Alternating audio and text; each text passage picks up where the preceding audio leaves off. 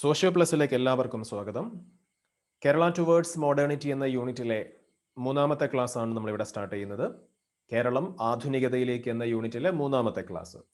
അപ്പോൾ ഇന്ന് നമ്മളിവിടെ പറഞ്ഞു തുടങ്ങുന്നത് commercialisation of agricultural sector in Kerala. Okay, കേരളത്തിന്റെ ചരിത്രമാണല്ലോ നമ്മൾ പഠിക്കുന്നത്. അപ്പോൾ കേരളത്തിലെ കാർഷിക മേഖലയിലെ വാണിജ്യവൽക്കരണം, commercialisation of agricultural sector. Commercialisation of agriculture എന്ന് പറഞ്ഞാൽ എന്താണ് എന്ന് നമ്മൾ മറ്റൊരു ചാപ്റ്ററിൽ പഠിച്ചിട്ടുണ്ട്. ഏറ്റവും ചുരുക്കി ബേസ് ആയിട്ട് പറയുകയാണെങ്കിൽ ഫുഡ് ക്രോപ്സിന് പകരം ക്യാഷ് ക്രോപ്സ് കൾട്ടിവേറ്റ് ചെയ്യുന്ന ഒരു രീതിയാണ്, അഥവാ ഭക്ഷ്യധാന്യങ്ങൾക്ക് പകരം ഭക്ഷ്യവിളകൾക്ക് പകരം വൻതോതിൽ നാണ്യവിളകൾ, വ്യവസായങ്ങൾക്ക് ആവശ്യമായ നാണ്യവിളകൾ വൻതോതിൽ കൃഷി ചെയ്യുന്ന ആ ഒരു മാറ്റത്തെയാണ് നമ്മൾ കൊമേഴ്ഷ്യലൈസേഷൻ ഓഫ് അഗ്രികൾച്ചർ, കൃഷിയുടെ വാണിജ്യവൽക്കരണം എന്ന് പറയുന്നത്. അപ്പൊ ബ്രിട്ടീഷുകാർ വന്നപ്പോൾ നമ്മുടെ കേരളത്തിലും ആ ഒരു സിസ്റ്റം ബ്രിട്ടീഷുകാർ കൊണ്ടുവന്നു. അപ്പൊ അതുമായി ബന്ധപ്പെട്ട കുറച്ച് കാര്യങ്ങളാണ് നമ്മളിവിടെ പറയാൻ പോകുന്നത്. Commercialisation of agricultural sector in Kerala. The British rule made great changes in the pattern of agriculture. ബ്രിട്ടീഷുകാരുടെ ഭരണകാലത്ത് കാർഷിക രംഗത്ത് ഒരുപാട് മാറ്റങ്ങൾ അവർ കൊണ്ടുവന്നു. Kerala products were in great demand in foreign markets. കേരളത്തിന്റെ ഉൽപ്പന്നങ്ങൾക്ക് അക്കാലത്ത് വിദേശ മാർക്കറ്റുകളിൽ വലിയ ഡിമാൻഡ് ഉണ്ടായിരുന്നു. Coffee, tea, cardamom were cultivated in large plantations in hilly areas. With the beginning of other crops, paddy production declined. അപ്പോൾ ഈ പറയുന്ന കോഫി, ടീ, കാഡമം, അതായത് കാപ്പി, അതേപോലെ തന്നെ തേയില, ഏലം തുടങ്ങിയിട്ടുള്ളവ കൃഷി ചെയ്യാൻ വേണ്ടി വലിയ വലിയ തോട്ടങ്ങൾ ഹില്ലി ഏരിയാസിൽ, മലമ്പ്രദേശങ്ങളിൽ, ഹൈ റേഞ്ചസിൽ ബ്രിട്ടീഷുകാരുടെ കാലത്ത് അവർ തയ്യാറാക്കി. ഓക്കെ, കാഡമം നമുക്കറിയാം ഏലമാണ്, ഏലക്കായ, ഏലം, അതേപോലെ തേയിലത്തോട്ടങ്ങളും കാപ്പിത്തോട്ടങ്ങളും ഇങ്ങനെയുള്ള ഏലത്തോട്ടങ്ങളും വൻതോതിലുള്ള ഇങ്ങനത്തെ പ്ലാന്റേഷൻസ് ബ്രിട്ടീഷുകാരുടെ കാലത്ത് വല്ലാതെ അവർ പ്രൊമോട്ട് ചെയ്തു. അതിന്റെ ഭാഗമായിട്ട് പക്ഷേ അതിന്റെ ഒരു നെഗറ്റീവ് ഇമ്പാക്ട് എന്ന് പറയുന്നത് എന്തായിരുന്നു? Paddy production declined. അതിന്റെ ഭാഗമായിട്ട് നമുക്ക് ഏറ്റവും ആവശ്യമുള്ള പാഡി പ്രൊഡക്ഷൻ എന്തായി? ഡിക്ലൈൻ ചെയ്തു. നെല്ലിന്റെ ഉൽപാദനം വൻതോതിൽ ഗണ്യമായിട്ട് കുറഞ്ഞു. The result was food shortage. അപ്പൊ നെല്ലിന്റെ ഉൽപാദനം വൻതോതിൽ കുറഞ്ഞപ്പോൾ അത് ഏത് രൂപത്തിലാണ് നമ്മളെ ബാധിച്ചത്? The result was food shortage. Food shortage എന്താ? ഫുഡ് ഷോർട്ടേജ് എന്ന് പറയുമ്പോൾ ആവശ്യത്തിന് നമുക്ക് ഭക്ഷണം ഇല്ലാത്ത അവസ്ഥ, ഭക്ഷ്യക്ഷാമം എന്ന് പറയും. ഫുഡ് ഷോർട്ടേജ് എന്ന് പറയുമ്പോൾ ഭക്ഷ്യക്ഷാമം കേരളത്തിൽ ഉണ്ടാവാൻ അത് കാരണമായി. നമുക്കറിയാം കോഫി, ടീ, കാഡമം ഇതൊന്നും നമ്മൾ വിശപ്പ് മാറ്റാൻ വേണ്ടി കഴിക്കുന്ന സാധനങ്ങളല്ല. ഇതെല്ലാം ഭക്ഷണത്തിന്റെ ഭാഗമായിട്ട് നമ്മൾ ഉപയോഗിക്കുമെങ്കിലും അതൊന്നും വിശപ്പ് മാറ്റാനുള്ള വസ്തുക്കളല്ല, ഭക്ഷണ പദാർത്ഥങ്ങളല്ല. അത് നെല്ല് പോലെയുള്ള സാധനങ്ങൾ നമുക്ക് ആവശ്യമാണ്. എന്നാൽ നെല്ലിന്റെ ഉൽപാദനം ഗണ്യമായിട്ട് ഈ ഒരു നടപടി കൊണ്ട് പ്ലാന്റേഷൻസിന് കൂടുതൽ ഇമ്പോർട്ടൻസ് ബ്രിട്ടീഷുകാർ കൊടുത്തപ്പോൾ നെല്ലിന്റെ ഉൽപാദനം കുറഞ്ഞു. The result was food shortage. ഭക്ഷ്യ ക്ഷാമം ഉണ്ടാവാൻ അത് കാരണമാവുകയും ചെയ്തു. To overcome this situation, tapioca cultivation extended to large areas. അപ്പൊ ഭക്ഷ്യക്ഷാമം വൻതോതിൽ പടർന്നു പിടിച്ചപ്പോൾ അത് തൽക്കാലം പരിഹരിക്കാൻ വേണ്ടി എന്ത് കൃഷി ചെയ്യാൻ തുടങ്ങി? Tapioca cultivation. ടാപ്പിയോക്ക എന്ന് പറഞ്ഞിട്ടാണെങ്കിൽ പല പേരിൽ അറിയപ്പെടുന്നുണ്ട് കേരളത്തിൽ. മരച്ചീനി എന്നാണ് പ്രോപ്പർ മലയാളം. കപ്പ, പൂള എന്നിങ്ങനെ പല പേരിൽ അതിനെ വിളിക്കുന്നുണ്ട്. So tapioca cultivation extend to large areas. അപ്പൊ നെല്ലിന്റെ ഉൽപാദനം, പാഡി പ്രൊഡക്ഷൻ ഡിക്ലൈൻ ചെയ്തപ്പോൾ ഫുഡ് ഷോർട്ടേജ് ഉണ്ടായി, ഭക്ഷ്യ ദൗർലഭ്യം ഉണ്ടായി, ഭക്ഷ്യക്ഷാമം ഉണ്ടായി. അപ്പൊ അത് പരിഹരിക്കാൻ വേണ്ടിയിട്ട് മരച്ചീനി വ്യാപകമായിട്ട് പല സ്ഥലത്തും കൃഷി ചെയ്യാൻ തുടങ്ങി. പിന്നെ അടുത്ത പാരഗ്രാഫിലേക്ക് പോകുമ്പോൾ, at the same time teak plantation was started in Nilambur under the guidance of Conolly.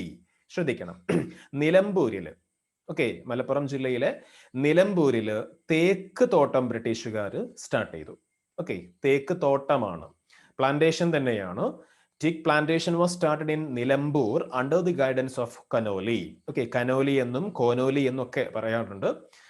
Conolly canal Kozhikode ജില്ലയിലെ പ്രശസ്തമായിട്ടുള്ള ഒരു കനാലാണ് കനോലി കനാൽ എന്ന് പറയും. ഇദ്ദേഹത്തിന്റെ പേരിൽ നിന്നാണ് ആ കനാലിന് ആ പേര് കിട്ടിയത്. അപ്പൊ ഏതായാലും ബ്രിട്ടീഷുകാരുടെ കാലത്ത് എന്ത് ചെയ്തു? നിലമ്പൂരിൽ തേക്ക് തോട്ടം ബ്രിട്ടീഷുകാർ ആരംഭിച്ചു. ആ തേക്ക് തോട്ടം ആരംഭിച്ചതുമായി ബന്ധപ്പെട്ട കാര്യമാണ് റൈറ്റ് സൈഡിലുള്ള ഈ ഒരു ബോക്സിൽ കനോലീസ് പ്ലോട്ട് അല്ലെങ്കിൽ കൊനോലീസ് പ്ലോട്ട് എന്നുള്ള ഈ ഒരു ഭാഗത്ത് പറയുന്നത്. നിലമ്പൂരിലെ തേക്ക് തോട്ടം അറിയപ്പെടുന്നത് ഇദ്ദേഹത്തിന്റെ ഈ ഒരു പേരിലാണ്. ഓക്കെ, അതായത് കൊനോലി പ്ലോട്ട് എന്ന പേരിലാണ് ആ തേക്ക് തോട്ടം അറിയപ്പെടുന്നത്. അതിന്റെ ഒരു ചരിത്രം ഇവിടെ പറയുകയാണ്. ഈ തേക്ക് തോട്ടം ബ്രിട്ടീഷുകാർ ഉണ്ടാക്കിയത് പ്രകൃതി സ്നേഹം കൊണ്ടല്ല, പരിസ്ഥിതിയോടുള്ള ഇഷ്ടം കൊണ്ടല്ല, മറിച്ച് അവർക്ക് കപ്പൽ നിർമ്മാണത്തിനൊക്കെ വേണ്ട മരങ്ങൾ ഇവിടെ തന്നെ വളർത്തിയെടുക്കുക, അത് പിന്നീട് മുറിച്ചു മാറ്റി അവർക്ക് വേണ്ട നിർമ്മിതികളൊക്കെ ഉണ്ടാക്കുക, നിർമ്മാണങ്ങളൊക്കെ നടത്തുക, അതിനു വേണ്ടിയിട്ടായിരുന്നു ഇത്തരത്തിൽ ഒരു തേക്ക് തോട്ടം ബ്രിട്ടീഷുകാർ ഇവിടെ സ്ഥാപിച്ചത്. Most of the plantations were owned by the British. അക്കാലത്ത് നമ്മുടെ കേരളത്തിലെ പ്രധാനപ്പെട്ട എല്ലാ തോട്ടങ്ങളും, പ്രധാനപ്പെട്ട തോട്ടങ്ങളൊക്കെ, പ്ലാന്റേഷൻസ് ഒക്കെ ആരുടെ ഉടമസ്ഥതയിലായിരുന്നു? ബ്രിട്ടീഷുകാരുടെ ഉടമസ്ഥതയിൽ തന്നെയായിരുന്നു. The rulers of Kochi and Travancore facilitated transportation and leased out forest lands to the British to start estates. അപ്പൊ അക്കാലത്തെ രാജാക്കന്മാർ, ഭരണാധികാരികൾ, കൊച്ചിയിലും തിരുവിതാംകൂറിലും ഒക്കെയുള്ള ഭരണാധികാരികൾ, പിന്നെ മലബാറിന്റെ കാര്യം പറയേണ്ടതില്ല, കാരണം മലബാർ ഓൾറെഡി ബ്രിട്ടീഷുകാരുടെ കയ്യിലാണ്. നമ്മൾ നേരത്തെ പഠിച്ചു, ശ്രീരംഗപട്ടണം ട്രീറ്റി പ്രകാരം മലബാർ ബ്രിട്ടീഷുകാരുടെ നിയന്ത്രണത്തിലാണ്. മലബാർ ഭരിക്കുന്നത് ബ്രിട്ടീഷുകാരാണ്. അപ്പൊ അവിടെ ആരുടെയും അനുവാദം ചോദിക്കേണ്ട കാര്യമില്ല. എന്നാൽ കൊച്ചിയിലും തിരുവിതാംകൂറിലും എന്ത് സംഭവിച്ചു? അവിടെയും മറ്റൊന്നും പ്രത്യേകിച്ച് സംഭവിച്ചിട്ടില്ല. കൊച്ചിയിലും ട്രാവൻകൂറിലുമുള്ള റൂളേഴ്സ്, അവിടെയുള്ള ഭരണാധികാരികൾ എന്ത് ചെയ്തു?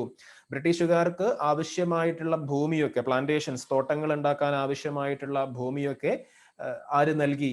തിരുവിതാംകൂറിലും കൊച്ചിയിലുമുള്ള രാജാക്കന്മാര്, ഭരണാധികാരികൾ നൽകി.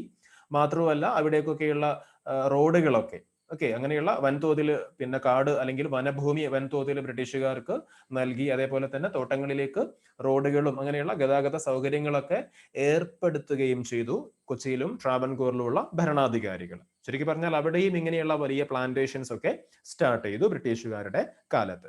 Gradually Kerala became A hub of cash crop production. അങ്ങനെ കേരളം എന്തായി മാറി? ക്യാഷ് ക്രോപ്പിന്റെ, നാണ്യവിളകളുടെ ഒരു വലിയ ഉൽപാദന കേന്ദ്രമായിട്ട് നമ്മുടെ കേരളം മാറി. Kerala became A hub of cash crop production. Cash crops എന്ന് പറയുമ്പോൾ നേരത്തെ പറഞ്ഞതുപോലെയുള്ള ഈ കോഫി, ടീ, കാഡമം, ഓക്കെ, അങ്ങനെയൊക്കെയുള്ള റബ്ബർ, അങ്ങനെയൊക്കെയുള്ള സാധനങ്ങളാണ് നമ്മൾ എന്ത് വിളിക്കുന്നത്? അതേപോലെ നേരത്തെ പഠിച്ചിട്ടുള്ള ഈ ഇൻഡിഗോ, അതേപോലെ കോട്ടൺ ഒക്കെ. പക്ഷെ ഇൻഡിഗോ, കോട്ടൺ ഇത് രണ്ടും എന്ത് ചെയ്തിട്ടില്ല? നമ്മുടെ കേരളത്തിൽ അതിന്റെ പ്ലാന്റേഷൻസ് ഉണ്ടായിട്ടില്ല. കാരണം കേരളത്തിന്റെ ഒരു ടോപ്പോഗ്രഫി, കേരളത്തിന്റെ ക്ലൈമറ്റ്, ഇവിടുത്തെ സോയിൽ ടൈപ്പ് ഒന്നും ആ കൃഷിക്ക്, ഇൻഡിഗോ കൃഷിക്കും അതേപോലെ തന്നെ കോട്ടൺ കൾട്ടിവേഷനും എന്തല്ല, അനുയോജ്യമല്ല. അതുകൊണ്ട് തന്നെ ആ സാധനങ്ങൾ നമ്മുടെ നാട്ടിൽ പ്രൊഡക്റ്റ് ചെയ്തിട്ടില്ല. പക്ഷെ ഇവിടെ കൂടുതലും ബ്രിട്ടീഷുകാർ ഇമ്പോർട്ടൻസ് കൊടുത്തത് ഈ പറഞ്ഞതുപോലെയുള്ള ടീക്ക് പ്ലാന്റേഷൻ, അതിലുപരി കോഫി, ടീ പ്ലാന്റേഷൻസ് ആണ്. കാരണം നമ്മുടെ അറിയാം, കേരളത്തിന്റെ ഒരു തല മുതൽ മറ്റേ അറ്റം വരെ നമുക്കറിയാം എന്തുണ്ട്? വെസ്റ്റേൺ ഘാട്സ്, പശ്ചിമഘട്ട മലനിരകളുണ്ട്. അപ്പൊ അങ്ങനെയുള്ള പശ്ചിമഘട്ട മലനിരകളിലാണ് ഇങ്ങനെയുള്ള സ്പൈസസ് ഏറ്റവും കൂടുതൽ നമ്മൾ കാണപ്പെടുന്നത്. അപ്പൊ ഇങ്ങനെയുള്ള സുഗന്ധ വ്യഞ്ജനങ്ങൾക്ക് ഏറ്റവും ഏറ്റവും അനുയോജ്യമായിട്ടുള്ള ഒരു ടോപ്പോഗ്രഫി എന്ന് പറയുന്നത് ഹൈ റേഞ്ചസ് ആണ്. നല്ല മഴ കിട്ടുന്ന, നല്ല വെയിലുള്ള അങ്ങനെയുള്ള ഹൈ റേഞ്ചസ് ആണ്. അങ്ങനത്തെ ഒരു ഭൂപ്രകൃതി കേരളത്തിനുള്ളത് കൊണ്ട് ഇവിടെ കൂടുതലും അങ്ങനെയുള്ള സ്പൈസസും അതേപോലെ തന്നെ ഈ കോഫി, ടീ, ഇതൊക്കെ ഇങ്ങനെയുള്ള ഹൈ റേഞ്ചസിലാണ് കൂടുതൽ ഉണ്ടാവുക. അപ്പൊ അങ്ങനെയുള്ള കൾട്ടിവേഷൻ ആണ് ബ്രിട്ടീഷുകാർ, അങ്ങനെയുള്ള പ്ലാന്റേഷൻസ് ആണ് ബ്രിട്ടീഷുകാർ കൂടുതലും നമ്മുടെ നാട്ടിൽ സ്റ്റാർട്ട് ചെയ്തിട്ടുള്ളത്. അപ്പൊ ഏതായാലും ഈ ഒരു heading, commercialisation of agricultural sector, ഇതിൽ നമ്മൾ ഓർക്കേണ്ടത് ബ്രിട്ടീഷുകാരുടെ ഭരണകാലത്ത് എന്തുണ്ടായി? ബ്രിട്ടീഷുകാരുടെ ഭരണകാലത്ത് ഫുഡ് ക്രോപ്സിനേക്കാളും കൂടുതൽ ഇമ്പോർട്ടൻസ് അവർ എന്തിനു കൊടുത്തു? ക്യാഷ് ക്രോപ്സിന് കൊടുത്തു. അപ്പൊ ആ ഒരു മാറ്റത്തെയാണ് നമ്മൾ എന്ത് വിളിക്കുന്നത്? കൊമേഴ്ഷ്യലൈസേഷൻ ഓഫ് അഗ്രികൾച്ചർ, കൃഷിയുടെ വാണിജ്യവൽക്കരണം എന്ന് നമ്മൾ വിളിക്കുന്നത്. അതിൽ മറ്റൊരു ചാപ്റ്ററിൽ ഓൾറെഡി നമ്മൾ പഠിച്ചതുകൊണ്ട് കൂടുതൽ ഡീറ്റെയിൽസിലേക്ക് കടക്കുന്നില്ല. ഇനി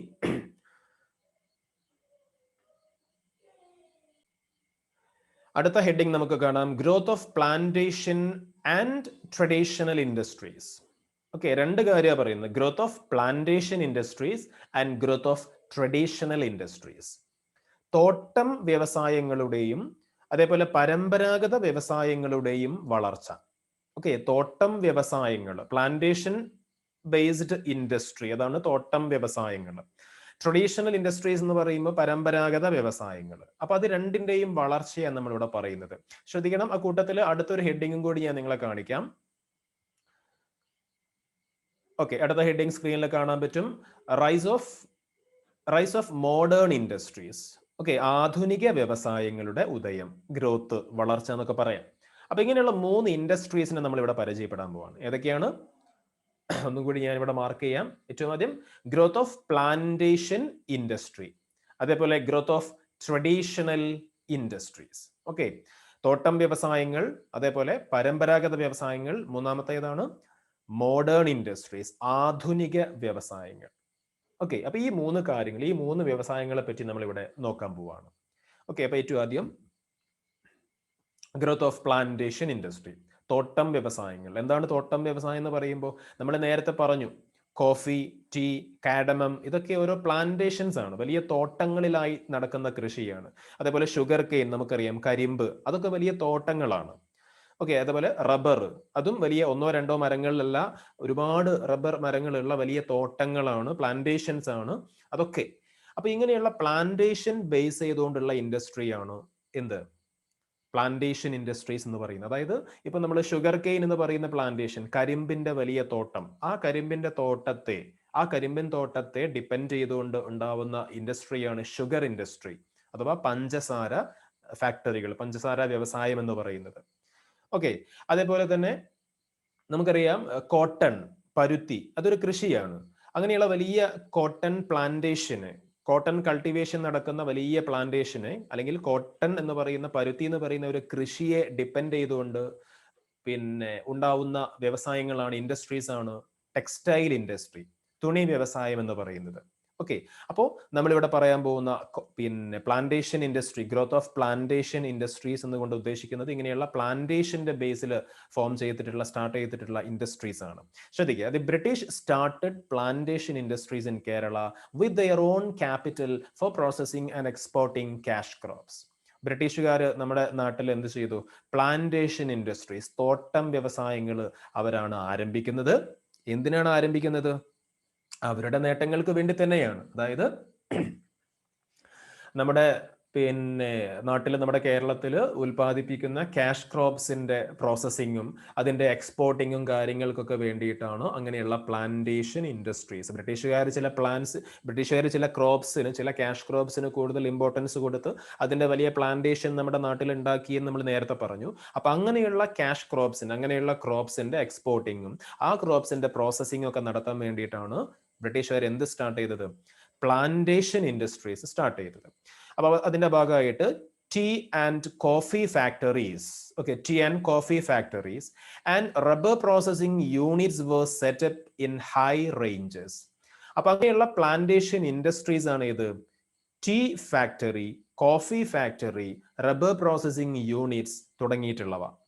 ഓക്കെ, ടീ പ്ലാന്റേഷൻ നമുക്കറിയാം, തേയിലത്തോട്ടം. ആ ടീ പ്ലാന്റേഷനെ ബേസ് ചെയ്തുകൊണ്ട് സ്റ്റാർട്ട് ചെയ്യുന്ന ഇൻഡസ്ട്രിയാണ് ഇത് ടീ ഫാക്ടറി എന്ന് പറയുന്നത്. ചായപ്പൊടി ഉണ്ടാക്കുന്ന ഫാക്ടറികൾ. അപ്പൊ ആ ഫാക്ടറി എന്ന് പറയുമ്പോൾ അതൊരു ഇൻഡസ്ട്രിയാണ്. അപ്പൊ ആ ഇൻഡസ്ട്രി എന്തിനെ ഡിപ്പെൻഡ് ചെയ്യുന്നു? ടീ പ്ലാന്റേഷനെ, തേയിലത്തോട്ടത്തെ, ആ പ്ലാന്റേഷനെ ഡിപ്പെൻഡ് ചെയ്തുകൊണ്ട് പ്രവർത്തിക്കുന്ന, റൺ ചെയ്യുന്ന അല്ലെങ്കിൽ സ്റ്റാർട്ട് ചെയ്തിട്ടുള്ള ഇൻഡസ്ട്രിയാണ് ടീ ഫാക്ടറി. അതേപോലെ തന്നെ കോഫി ഫാക്ടറി. ഓക്കെ, അതേപോലെ റബ്ബർ എന്ന് പറയുന്ന, നമുക്കറിയാം റബ്ബർ എന്താണെന്ന് പറയാം. നമ്മുടെ രാജ്യത്ത്, ഇന്ത്യ രാജ്യത്ത് ഏറ്റവും കൂടുതൽ റബ്ബർ പ്രൊഡ്യൂസ് ചെയ്യുന്ന ഒരു സ്റ്റേറ്റും കൂടിയാണ് നമ്മുടെ കേരളം. അപ്പോൾ റബ്ബർ നമുക്കറിയാം, അതും ഹൈ റേഞ്ചസിലാണ് കൃഷി ചെയ്യാറുള്ളത് എന്നും നമുക്കറിയാം. സാധാരണ വയൽ പ്രദേശത്തോ സാധാരണ പറമ്പിലോ ഒന്നും നമ്മൾ റബ്ബർ കാണാറില്ല. ഹൈ റേഞ്ചുകളിലാണ്, അങ്ങനെയുള്ള മലയോര മേഖലകളിലാണ് കൂടുതലും റബ്ബർ കൃഷി നമ്മൾ കാണാറുള്ളത്. അതേപോലെ തന്നെ ടീ ആണെങ്കിലും കോഫി ആണെങ്കിലും ഒക്കെ. അപ്പൊ ഈ ഹൈ റേഞ്ചസിൽ തന്നെ, ഇങ്ങനെയുള്ള മലയോര പ്രദേശങ്ങളിൽ തന്നെ ബ്രിട്ടീഷുകാർ എന്ത് ചെയ്തു? ഇങ്ങനെയുള്ള പ്ലാന്റേഷൻ ഇൻഡസ്ട്രീസ് സ്റ്റാർട്ട് ചെയ്തു. Okay, in the meantime, the traditional industries related to coconut, kayo, cashew nut, handloom and BD were also developed. അപ്പോൾ ഇത്രയും കാര്യം ഈ മാർക്ക് ചെയ്ത ഒരു 3 ലൈൻസ് മാത്രമാണ് എന്തുമായി ബന്ധപ്പെട്ട് പറയുന്നത്? Plantation industries, growth of plantation ഇൻഡസ്ട്രീസുമായി ബന്ധപ്പെട്ട് നമുക്ക് പഠിക്കാനുള്ളത്. ഓക്കെ, ആകെ ടീ, അതേപോലെ tea factory, coffee factory, rubber processing യൂണിറ്റുകൾ, അങ്ങനെയുള്ള പ്ലാന്റേഷൻ ബേസ്ഡ് ഇൻഡസ്ട്രീസ് സ്റ്റാർട്ട് ചെയ്തു എന്ന് പറയാം. പിന്നെ ഇനി നമ്മൾ പറയാൻ പോകുന്നത് എന്താണ്? ഗ്രോത്ത് ഓഫ് ട്രഡീഷണൽ ഇൻഡസ്ട്രീസ് ആണ്. 2 ഇൻഡസ്ട്രീസിനെ ഒരുമിച്ചാണ് ഈ ഒരു ഭാഗത്ത് പറയുന്നത്. അതിലൊന്ന് നോക്കി, ഇനി പറയുന്നത് ട്രഡീഷണൽ ഇൻഡസ്ട്രീസ്, പരമ്പരാഗത വ്യവസായങ്ങൾ. ഓക്കെ, പരമ്പരാഗത വ്യവസായങ്ങൾ, അതിന്റെ വളർച്ചയാണ്, പരമ്പരാഗത വ്യവസായങ്ങളുടെ വളർച്ചയാണ് ഇനി പറയാൻ പോകുന്നത്. അപ്പൊ അതാണ് ഇവിടെ പറയുന്നത്. In the mean time, traditional industries related to coconut, coir, cashew nut, handloom and beedi were also developed. ഈ പ്ലാന്റേഷൻ ഇൻഡസ്ട്രീസിന്റെ കൂടെ തന്നെ നമ്മുടെ പരമ്പരാഗത വ്യവസായങ്ങളായിട്ടുള്ള കോക്കനട്ട്, എന്താ കോക്കനട്ട് എല്ലാവർക്കും അറിയുന്ന കാര്യമാണ്, നാളികേരവുമായി ബന്ധപ്പെട്ട് നാളികേരം, അതേപോലെ കയറ്, അതേപോലെ കാഷ്യൂനട്ട്, അതേപോലെ ഹാൻഡ്ലൂം കൈത്തറി, അതേപോലെ ബീഡി മലയാളത്തിൽ നമ്മൾ ബീഡി തന്നെയാണല്ലോ പറയാം. അപ്പൊ ഇതിന്റെയൊക്കെ വ്യവസായങ്ങൾ, ഇതൊക്കെ പരമ്പരാഗത വ്യവസായങ്ങളാണ്. നമ്മുടെ നാട്ടിൽ ബ്രിട്ടീഷുകാർ വരുന്നതിന് മുമ്പേ ഉണ്ടായിരുന്ന ചെറിയ വ്യവസായങ്ങളാണ്. ഓക്കെ, അപ്പൊ ഇങ്ങനെയുള്ള പരമ്പരാഗത വ്യവസായങ്ങൾ, നാളികേരം, കയറ്, കശുവണ്ടി, കൈത്തറി, ബീഡി തുടങ്ങിയവയുമായി ബന്ധപ്പെട്ട പരമ്പരാഗത വ്യവസായങ്ങളും ബ്രിട്ടീഷുകാരുടെ കാലത്ത് എന്ത് ചെയ്തിട്ടുണ്ട്, വളർന്നു വന്നിട്ടുണ്ട്. ഓക്കെ, അപ്പോൾ പ്ലാന്റേഷൻ ഇൻഡസ്ട്രീസും കൂട്ടത്തിൽ ട്രഡീഷണൽ ഇൻഡസ്ട്രീസും ബ്രിട്ടീഷുകാരുടെ കാലത്ത് വളർന്നിട്ടുണ്ട്. Oil mills using diesel engines was started at many places in Kerala. Okay, അപ്പൊ ആ ഒരു ട്രഡീഷണൽ ഇൻഡസ്ട്രീസിന്റെ ചെറിയൊരു വളർച്ച ഇവിടെ കാണിക്കുകയാണ്. Oil mills using diesel engines were started at many places in Kerala. കേരളത്തിന്റെ പല ഭാഗത്തും ഓയിൽ മില്ലുകൾ, എണ്ണയാട്ടുന്ന മില്ലുകൾ ആരംഭിച്ചു. എങ്ങനെയുള്ള മില്ലുകളാ? ഡീസൽ എൻജിൻ കൊണ്ട് പ്രവർത്തിക്കുന്ന ഓയിൽ മില്ലുകൾ കേരളത്തിന്റെ പല ഭാഗത്തും ബ്രിട്ടീഷുകാരുടെ ഭരണകാലത്ത് ആരംഭിച്ചു. അതേപോലെ Alappuzha was the hub of coconut oil industry. Okay, ഈ പിന്നെ കോക്കനട്ട് ഓയിലിന്റെ വെളിച്ചെണ്ണ വ്യവസായത്തിന്റെ അല്ലെങ്കിൽ കോക്കനട്ട് ഓയിൽ ഇൻഡസ്ട്രിയുടെ ഏറ്റവും പ്രധാന കേന്ദ്രമായിരുന്നു ഏത്? ആലപ്പുഴ എന്ന് പറയുന്ന പ്രദേശം. അടുത്തത് ശ്രദ്ധിക്കേണ്ട ഒരു വർഷമാണ്. ഇൻ 1859 James Dara from Ireland started a coir factory in Alappuzha. In 1859, James Dara from Ireland started a coir factory in Alappuzha. ആലപ്പുഴയിൽ ആദ്യമായിട്ട് ഒരു കയർ ഫാക്ടറി സ്റ്റാർട്ട് ചെയ്യണം 1859 അയർലൻഡുകാരനായിട്ടുള്ള ജെയിംസ് ഡാറ. അപ്പോൾ കയറുമായി ബന്ധപ്പെട്ട ഒരു കയർ ഫാക്ടറി ആലപ്പുഴയിൽ 1859 അയർലൻഡ് സ്വദേശിയായിട്ടുള്ള ജെയിംസ് ഡാറ സ്റ്റാർട്ട് ചെയ്യുന്നു. അതേപോലെ തന്നെ ശ്രദ്ധിക്കണം, അതെവിടെയാണ്? കയർ ഫാക്ടറി ആലപ്പുഴയിൽ. അതേപോലെ cashew nut processing and exporting factories were established in Kollam. ശ്രദ്ധിക്കണേ, കയർ ഫാക്ടറി ആലപ്പുഴ, അതേപോലെ cashew nut processing and exporting factory, കശുവണ്ടിയുടെ സംസ്കരണവും അതിന്റെ കയറ്റുമതിയുമായി ബന്ധപ്പെട്ട ഒരു ഫാക്ടറി എവിടെ?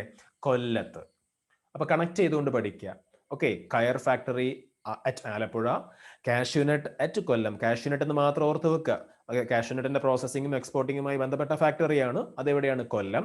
അതേപോലെ അടുത്തത് ശ്രദ്ധിക്കണേ, tile factories in Feroke, Kollam and Ollur എന്ന് പറയുന്നത് തൃശ്ശൂർ ജില്ലയിലാണ്.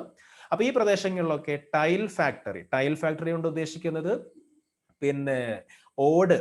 ഓക്കെ, അതായത് ഓട് ഫാക്ടറികൾ ഉണ്ടാവും, ഓട് നിർമ്മിക്കുന്ന ഫാക്ടറികൾ ഉണ്ടാവും. അപ്പൊ ഈ പ്രദേശങ്ങളിലൊക്കെ ഓട്ട് കമ്പനികൾ എന്ന് പറയാം, കുറച്ചും കൂടി വ്യക്തമായ മലയാളത്തിൽ ഓട്ട് കമ്പനികൾ എന്ന് പറയാം, അല്ലെ? അപ്പോ ഈ പറയുന്ന പ്രദേശങ്ങളിലൊക്കെ എവിടേക്കാണ്? ഫെറോക്ക്, അതേപോലെ കൊല്ലം, ഒല്ലൂര് തുടങ്ങിയിട്ടുള്ള പ്രദേശങ്ങളിലൊക്കെ ടൈൽ ഫാക്ടറീസും സ്റ്റാർട്ട് ചെയ്തു. അതേപോലെ handloom factories in Kannur and കോഴിക്കോടും കണ്ണൂരും കൈത്തറി വ്യവസായം സ്റ്റാർട്ട് ചെയ്തു, കൈത്തറി ഫാക്ടറികൾ സ്റ്റാർട്ട് ചെയ്തു. അതേപോലെ beedi companies was started at Kannur. അപ്പോൾ കണ്ണൂർ എന്ന് പറയുന്നത് പൊതുവെ പിന്നെ നമുക്കറിയാം ഇടതുപക്ഷം അല്ലെങ്കിൽ പിന്നെ പൊളിറ്റിക്സിലേക്ക് പറയുക, ഏതെങ്കിലും ഒരു പാർട്ടിയെ മോശമാക്കി പറയുകയൊന്നുമല്ല. നമ്മൾ തമാശക്കാണെങ്കിലും നമ്മൾ പലപ്പോഴും പറയാറുണ്ട് ഇടതുപക്ഷ വിഭാഗത്തിന്റെ അതല്ലെങ്കിൽ കമ്മ്യൂണിസ്റ്റ് പാർട്ടിയുടെ ഒരു പ്രധാന കേന്ദ്രമാണ് കണ്ണൂർ എന്ന് പറയുന്നത്. അപ്പൊ അവിടുത്തെ ഈ കമ്മ്യൂണിസ്റ്റ് പാർട്ടിയുടെ ഒക്കെ ഒരു അടയാളമായിട്ട് പലപ്പോഴും പല സിനിമയിലും തമാശയായിട്ട് പറയാറുണ്ട് കട്ടൻ ചായയും പരിപ്പ് വടയും ഒരു ബീഡിയും എന്നൊക്കെ പറയാറുണ്ട്. അപ്പൊ അങ്ങനെ ഒന്ന് കണക്ട് ചെയ്തുകൊണ്ട് ഓർക്കുക, ബീഡി വ്യവസായം എവിടെ? കണ്ണൂര്. ഓക്കെ, അപ്പോൾ കണ്ണൂരിൽ കൂടുതൽ സഖാക്കൾ ഉള്ളത് കൊണ്ടായിരിക്കും അവിടെ ബീഡി വ്യവസായം വളർന്നത് എന്ന് ആ ഒരു രൂപത്തിൽ നമ്മളൊന്ന് മനസ്സിലാക്കി വെക്കുക. ഓക്കെ, ഒരു പാർട്ടിയെ മോശമാക്കി പറയല്ല, ഒന്ന് ഓർക്കാൻ വേണ്ടി, പെട്ടെന്നൊന്ന് കണക്ട് ചെയ്യാൻ വേണ്ടി മാത്രം പറഞ്ഞു മാത്രം. അപ്പോൾ ഇങ്ങനെയുള്ള പല സ്ഥലങ്ങളിൽ പല ഫാക്ടറീസും പല ഇൻഡസ്ട്രീസും ഒക്കെ ബ്രിട്ടീഷുകാരുടെ കാലത്ത് സ്റ്റാർട്ട് ചെയ്തു. ഒന്നും കൂടി ആ പറഞ്ഞ കാര്യങ്ങൾ നമുക്ക് നോക്കാം. 1859 ആലപ്പുഴയിൽ ഒരു കയർ ഫാക്ടറി ജെയിംസ് ഡാറ സ്റ്റാർട്ട് ചെയ്യുന്നു. അവിടെ നിന്ന് അങ്ങോട്ട് നമ്മൾ പറഞ്ഞു ആലപ്പുഴയിലെ കയർ ഫാക്ടറി, അതേപോലെ കൊല്ലത്തെ കാഷ്യൂനട്ട് പ്രോസസിംഗ് ഫാക്ടറീസ്, അതേപോലെ ടൈൽ ഫാക്ടറി എവിടെയൊക്കെ? ഫെറോക്ക്, കൊല്ലം, ഒല്ലൂർ. അതേപോലെ handloom factories in Kannur and Kozhikode. Handloom factory എന്ന് പറയുമ്പോൾ കൈത്തറികളാണ് ഉദ്ദേശിക്കുന്നത്. ഓക്കെ, കൈത്തറി കേന്ദ്രങ്ങൾ എവിടെയൊക്കെ? കൈത്തറി നിർമ്മാണശാല കോഴിക്കോടും കോഴിക്കോടും അതേപോലെ കണ്ണൂരും. അതേപോലെ തന്നെ ബീഡി കമ്പനികൾ എവിടെ? കണ്ണൂർ ജില്ലയിലും ഒരുപാട് സ്ഥാപിക്കപ്പെട്ടു. അപ്പോൾ ഇത്രയും കാര്യങ്ങളാണ് എന്തുമായി ബന്ധപ്പെട്ട്? ട്രഡീഷണൽ ഇൻഡസ്ട്രീസുമായി ബന്ധപ്പെട്ട് നമുക്ക് നോക്കാനുള്ളത്. അപ്പോൾ ഗ്രോത്ത് ഓഫ് പ്ലാന്റേഷൻ ഇൻഡസ്ട്രി നമ്മൾ നോക്കി, ഗ്രോത്ത് ഓഫ് ട്രഡീഷണൽ ഇൻഡസ്ട്രീസും നമ്മൾ നോക്കി. ഇനി അടുത്ത ഹെഡിങ്ങിലേക്ക് പോകുന്നതിന് മുമ്പ് ഇവിടെ കുറച്ച് ചിത്രങ്ങളൊക്കെ നിങ്ങൾക്ക് കാണാം. ഫറോക്കിലുള്ള ടൈൽ ഫാക്ടറിയുടെ ചിത്രം, അതിപ്പോഴും പിന്നെ പ്രവർത്തിക്കുന്ന ഫാക്ടറിയാണ്. അതേപോലെ ആലപ്പുഴയിലെ കയർ ഫാക്ടറിയുടെ ചെറിയ ചില ചിത്രങ്ങളൊക്കെ കാണാം. ഇപ്പോഴും പിന്നെ കയർ നിർമ്മാണത്തിന്റെ ഒരു പ്രധാന കേന്ദ്രം തന്നെയാണ് ആലപ്പുഴ ജില്ല എന്ന് പറയുന്നത്. അപ്പോൾ അതുമായി ബന്ധപ്പെട്ടൊക്കെ കൂടുതൽ അറിയണമെങ്കിൽ നിങ്ങൾക്ക് ഗൂഗിൾ ചെയ്തൊക്കെയാണെങ്കിൽ അതിന്റെ ചിത്രങ്ങളും വീഡിയോസ് ഒക്കെ കാണാൻ സാധിക്കും. ഓക്കെ, അപ്പൊ ഇനി നമ്മൾ അടുത്ത ഭാഗത്തേക്ക് പ്രവേശിക്കുകയാണ്. അതിനു മുമ്പ് ഇവിടെ ഒരു ബോക്സിൽ ഒരു കാര്യം പറയുന്നുണ്ട്. അത് പക്ഷേ നമുക്ക് പഠിക്കാനുള്ള ഒരു കാര്യമല്ല, എക്സാമിലേക്ക് ആവശ്യമുള്ളതോ അല്ലെങ്കിൽ പഠിക്കാൻ ആവശ്യമുള്ളതോ ആയിട്ടുള്ള ഒരു കാര്യമല്ല. അത് ഓരോ കുട്ടികൾക്കും പേഴ്സണലി ചെയ്യാനുള്ള അല്ലെങ്കിൽ ജസ്റ്റ് ഒന്ന് ചിന്തിക്കാനുള്ള ഒരു കാര്യം മാത്രമാണ്. What are the skills that need to be developed by workers related with the plantation and traditional industries available in your locality. അതായത് ഓരോരുത്തരുടെയും പ്രദേശത്ത് നിലവിലുള്ള പ്ലാന്റേഷൻ അല്ലെങ്കിൽ ട്രഡീഷണൽ ഇൻഡസ്ട്രീസുമായി ബന്ധപ്പെട്ട് എന്തൊക്കെ സ്കിൽസ് ആണ് തൊഴിലാളികൾ പിന്നെ ഡെവലപ്പ് ചെയ്തെടുക്കേണ്ടത്, വളർത്തിക്കൊണ്ടുവരേണ്ടത്, എന്തൊക്കെ ക്വാളിറ്റികൾ, എന്തൊക്കെ സ്കിൽസ് ഓരോ തൊഴിലാളികളും ഈ വ്യവസായവുമായി ബന്ധപ്പെട്ട്, നമ്മുടെ നാട്ടിലുള്ള വ്യവസായം ഏതാണോ അതുമായി ബന്ധപ്പെട്ട് ഉണ്ടാക്കിയെടുക്കണം, വളർത്തിക്കൊണ്ടുവരണം, അങ്ങനെയൊക്കെയുള്ള ഒരു ചോദ്യം. അത് ഓരോരുത്തരുടെയും പ്രാദേശിക വ്യത്യാസങ്ങൾക്ക് അനുസരിച്ച് ചില നാട്ടിൽ വ്യവസായങ്ങൾ ഒരുപാട് ഉണ്ടാവും, ചില നാട്ടിൽ യാതൊരു വ്യവസായം ഉണ്ടാവില്ല. അപ്പൊ അത് നമുക്ക് തൽക്കാലം സ്കിപ്പ് ചെയ്യാം. അടുത്ത ഹെഡിങ്ങിലേക്ക് കിടക്കാം. റൈസ് ഓഫ് മോഡേൺ ഇൻഡസ്ട്രീസ്, ആധുനിക വ്യവസായങ്ങളുടെ ഉദയം. റൈസ് ഓഫ് മോഡേൺ ഇൻഡസ്ട്രീസ്, ബ്രിട്ടീഷുകാരുടെ കാലത്താണ് നമ്മൾ ഈ പറയുന്നതൊക്കെ കേട്ടോ. അപ്പോൾ റൈസ് ഓഫ് മോഡേൺ ഇൻഡസ്ട്രീസ്, ആധുനിക വ്യവസായങ്ങളുടെ ഉദയം, വളർച്ച. Modern factories were established in Kerala by the middle of 20th century. Okay, 20ാം നൂറ്റാണ്ടിന്റെ ഏകദേശം പകുതിയോടുകൂടി ആധുനിക ഫാക്ടറികൾ നമ്മുടെ കേരളത്തിൽ, ആധുനിക വ്യവസായശാലകൾ നമ്മുടെ കേരളത്തിൽ സ്ഥാപിക്കപ്പെട്ടു തുടങ്ങി. Majority of them were in Travancore and Kochi. ഇങ്ങനെ സ്ഥാപിക്കപ്പെട്ട മോഡേൺ ഇൻഡസ്ട്രീസിൽ, ആധുനിക മോഡേൺ ഫാക്ടറീസിൽ കൂടുതലും എവിടെയായിരുന്നു ഉണ്ടായിരുന്നത്? In Travancore and Kochi. തിരുവിതാംകൂറിലും കൊച്ചിയിലുമായിരുന്നു തുടക്കത്തിൽ കൂടുതലും ഇങ്ങനെയുള്ള മോഡേൺ ഫാക്ടറീസ് സ്റ്റാർട്ട് ചെയ്തത്. Rulers of Travancore adopted policies promoting modern industries. അതിനുള്ള പ്രധാന കാരണം എന്ന് പറയുന്നത് തിരുവിതാംകൂറിലെ അല്ലെങ്കിൽ കൊച്ചിയിലും തിരുവിതാംകൂറിലൊക്കെയുള്ള ഭരണാധികാരികൾ എന്ത് ചെയ്തിട്ടുണ്ട്? മോഡേൺ ഇൻഡസ്ട്രീസിന്, ആധുനിക വ്യവസായങ്ങൾക്ക് അനുകൂലമായ പല നയങ്ങളും സ്വീകരിക്കുകയും അതിനെ പ്രോത്സാഹിപ്പിക്കുകയും ചെയ്തിരുന്നു. Okay, rulers of Travancore adopted policies promoting modern industries. Modern ഇൻഡസ്ട്രീസിനെ, ആധുനിക വ്യവസായങ്ങളെ വളർത്തിക്കൊണ്ടുവരാനുള്ള പല നടപടികളും അവിടുത്തെ റൂളേഴ്സ് ചെയ്തിരുന്നു. The British provided technical and financial support to the industries.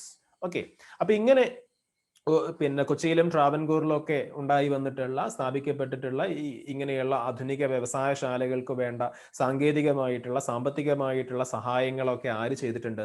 ബ്രിട്ടീഷുകാർ നൽകിയിട്ടുണ്ട്, ചെയ്തു കൊടുത്തിട്ടുണ്ട്. ദി എസ്റ്റാബ്ലിഷ്മെന്റ് ഓഫ്, വളരെ ഇമ്പോർട്ടന്റ് ആയിട്ടുള്ള ഒരു കാര്യമാണ്, the establishment of Pallivasal hydro electric project propelled the development of modern industries. കേരളത്തിലെ ആധുനിക വ്യവസായം, കേരളത്തിലെ ആധുനിക വ്യവസായങ്ങളുടെ വളർച്ച ഒന്ന് സ്പീഡപ്പ് ചെയ്ത്, ഒന്ന് വേഗതയിലാക്കിയിട്ടുള്ള സംഭവമാണ് എന്ത്? പള്ളിവാസൽ ഹൈഡ്രോ ഇലക്ട്രിക് പ്രോജക്റ്റ് നിലവിൽ വന്നത്. ഓക്കെ, പള്ളിവാസൽ വൈദ്യുത നിലയം സ്ഥാപിക്കപ്പെട്ടപ്പോൾ അതിന്റെ ഒരു റിസൾട്ട് എന്ന വണ്ണം കേരളത്തിലെ മോഡേൺ ഇൻഡസ്ട്രീസ്, ആധുനിക വ്യവസായങ്ങളുടെ വളർച്ച വളരെ വേഗത്തിലായി. ഓക്കെ, നമുക്കറിയാം ഏത് വ്യവസായമാണെങ്കിലും അതിന് അത്യാവശ്യം വേണ്ട ഒരു സംഗതിയാണ് പവർ അല്ലെങ്കിൽ എനർജി, ഊർജം എന്ന് പറയുന്നത്, വൈദ്യുതി എന്നും പറയാം. അപ്പൊ ആ വൈദ്യുതി ഉൽപ്പാദിപ്പിക്കുന്ന ഈ ഒരു project, Pallivasal hydroelectric project സ്ഥാപിക്കപ്പെട്ടതോടെ, നിലവിൽ വന്നതോടെ കേരളത്തിലെ ആധുനിക വ്യവസായങ്ങളുടെ വളർച്ച വളരെ വേഗത്തിലായി.